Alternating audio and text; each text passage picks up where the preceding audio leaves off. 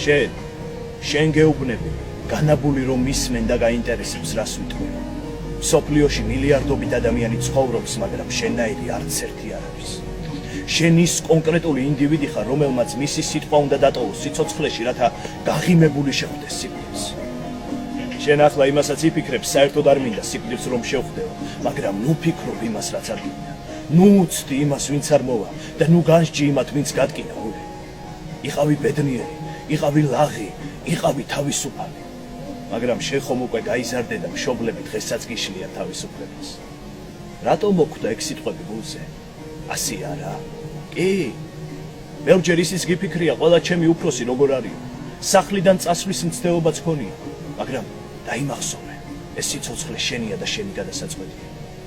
ყოველი წამი, ყოველი წუთი, ყოველი დღე შენი სიცოცხლისა შენია და ამას ვერავინ ვერ წაგაგებს. დაუშვი შეცდომა. იტირე, შენ ხომ ადამიანი ხარ და ამის უფლება გააქვს.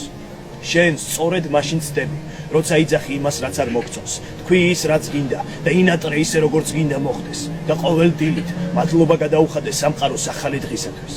და კიდევ ერთი რაც მინდა რომ გითხრა, გიყვარდეს რელიგია, გიყვარდეს სამშობლო, გიყვარდეს საკუთარი თავი, გიყვარდეს ხალხი, მაგრამ დამოკიდებული არც რელიგიის, არც სამშობლოს, არც ხალხის და მით უმეტეს არც საკუთარი თავის სიყვარულზე არ გახდე.